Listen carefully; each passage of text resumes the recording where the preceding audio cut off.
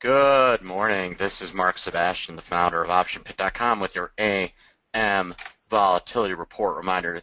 None of this should be construed as investment advice. This is for educational purposes only. Consult your financial professional. Options have risk.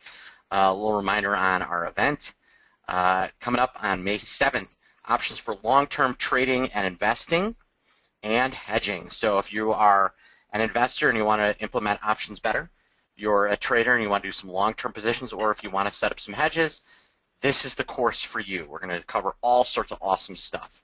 So come and check it out, and then make sure you check your email boxes. We got a email we got a webinar this Thursday, the 21st, in the evening. So be on the lookout for that.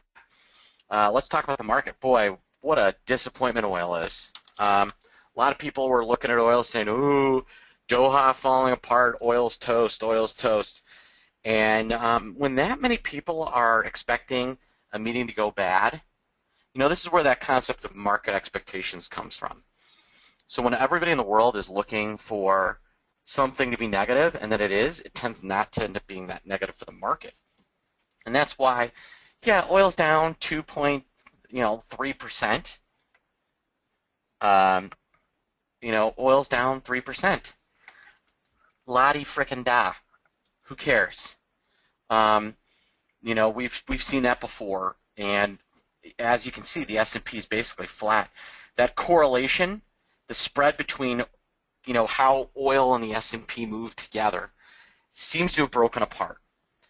They're not as correlated as they were, and because of that, I think that you see what you're seeing now in oil, where really not a lot, where oil doesn't affect markets the way it used to. Markets are more dependent on central banking and interest rates and earnings right now, and earnings are coming in interestingly well. This another financial institution out flat after some miserable earnings. Why? Well, sandbagging. We spent the last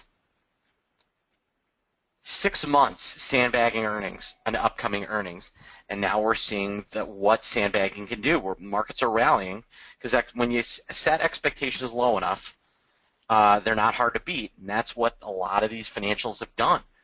And so the question is, what does Netflix do, and IBM and some of the other names that are this week? Do they move higher or lower? And I don't know, but there is a whole lot of sandbagging coming up.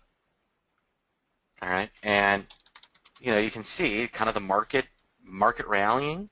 All right, now where's there some softness? Some of the big leaders. We saw a lot of money pouring at Apple, and it's a little soft. Facebook, which has been kind of a dog the last couple of weeks, is up in the day. So some money flowing out of Apple. All right, but flowing into some of the other names and financials and the S&P. So what's our approach today? We think this move in oil should be faded.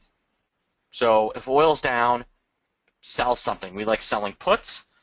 We like buying call spreads, things like that. We don't like looking for follow through out of these markets.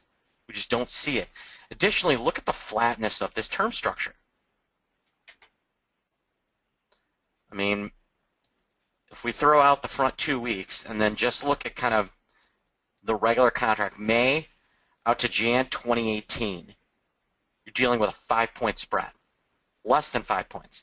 Jan 2017, less than 4. The vol is super flat. And despite kind of today's move, we think there's a fade there. And we like bear 1x2s. One spread we wrote about in our research today was like the 9-8 put 1x2 for a 25 to 30 cent credit. We think that could pay out really well. November, October, even up to August would work as well. Any of these as put 1x2s we like. For VIX and S&P, as you can see, VIX is in fact easing off, and we like VIX to go lower. We think VIX is going to hang around 14, 1380 for the time being, and we like this opportunity with VIX up a little bit, and the vol around May 4th is an opportunity to maybe sell puts in VIX, maybe the May 13 and a halves we like as a sale.